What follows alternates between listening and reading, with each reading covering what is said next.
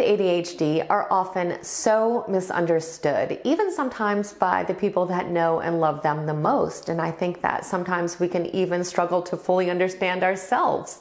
The truth is that we have very unique and very amazing brains, but sometimes it can take a lot of effort for us to figure out how to best set ourselves up for success, especially when it comes to tasks that we find really challenging, such as cleaning up and getting organized, which is exactly what we're going to be talking about today. But first, if you're new here, my name's Nena. I help people to transform their lives through understanding their own psychology, and I am very glad that you found this community. And if you think this type of support is something that could be beneficial for you, don't forget to hit the subscribe button down below.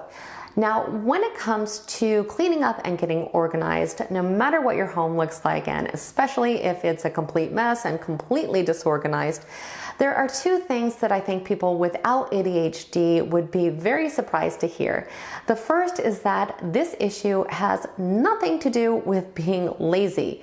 The second thing is that we would actually love to live in a house that is cleaned up and organized. It's not that we choose this or that we secretly thrive in chaos. In fact, most of us would greatly benefit and prefer to live in a clean and organized space because it helps us to focus and to concentrate. It helps to reduce stress and anxiety. It helps us to be more motivated and more productive. And it actually greatly improves our self-esteem. But even when we know all this, it can still feel impossible to actually make changes.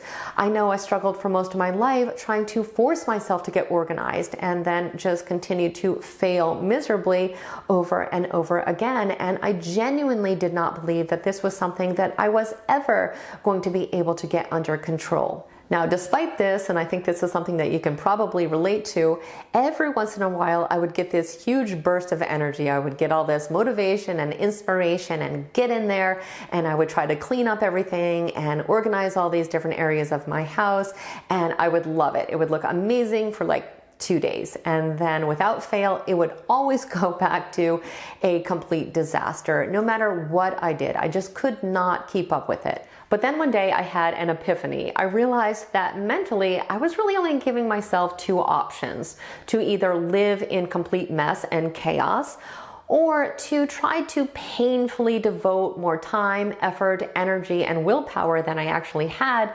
to trying to maintain these cleaning and organizational systems that I was setting up that were in no way realistic for me or my brain. And I realized that if I was ever going to be able to keep up with cleaning and organizing, that I was going to have to come up with systems that I would actually follow that didn't feel like they were sucking the life out of me in the process. And I came up with 3 questions that I still ask myself to this day whenever I am about to start a project that involves organization or cleaning. Number 1, what am I actually capable of doing long term? Number 2, how much effort am I really willing to put into this? And number 3, what is the least complex system that I can think of that would make this area of my home clean and functional? Now, I know these questions sound like common sense, but these are things that I would genuinely forget needed to be considerations because I would get so caught up in the fantasy of what I wanted the space to look like. I would also always see other people using these types of systems and they seem to have no problem, so I would kind of forget that these are things that I really did struggle with. But here's the thing, we have to start recognizing that it does not have to be black or white. It doesn't have to be all or nothing. In fact, when we think this way, all that happens is that we either give up completely because we feel like we're helpless and we end up living in complete chaos with mess and clutter everywhere, or we try to implement these really complex systems and we fail to recognize that when we have ADHD, we really do struggle with executive functioning skills, and they are very necessary to keep up with these types of systems.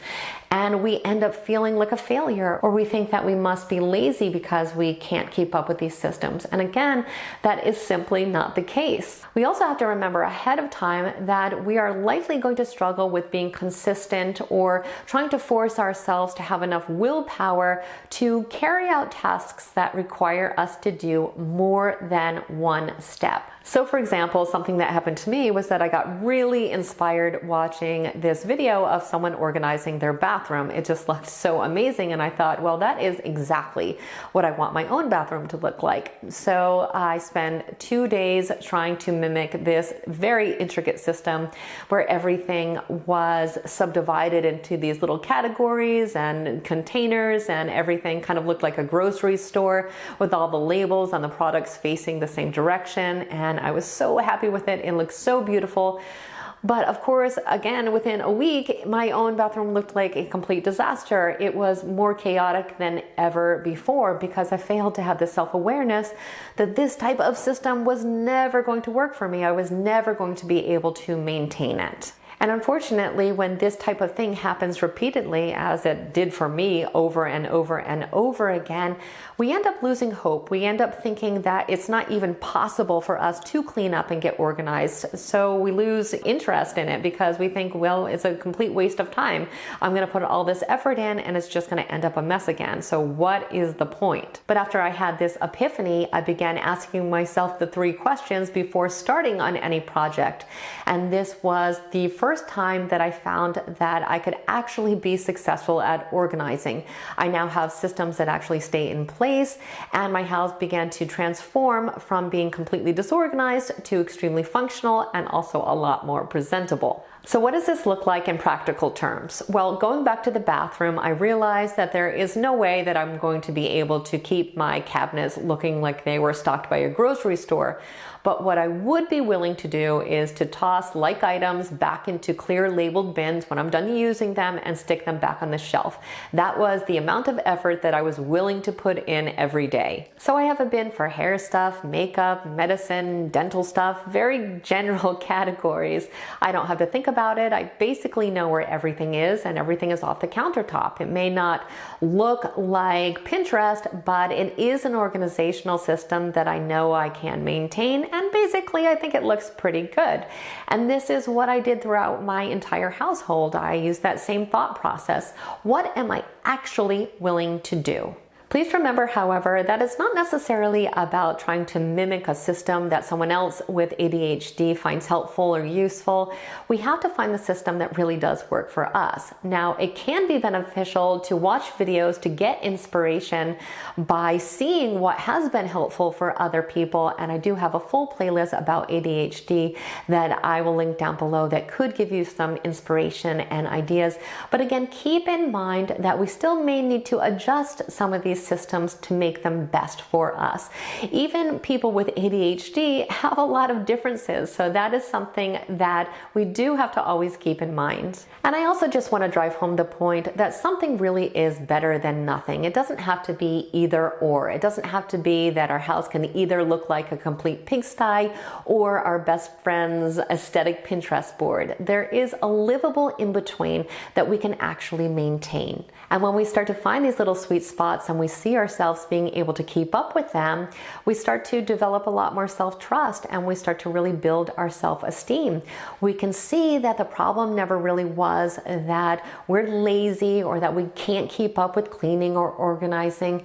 We were simply failing to recognize who we are as a person and what tendencies we have. We just have to remember that our life is our life, and it doesn't have to look like or flow like anybody else's.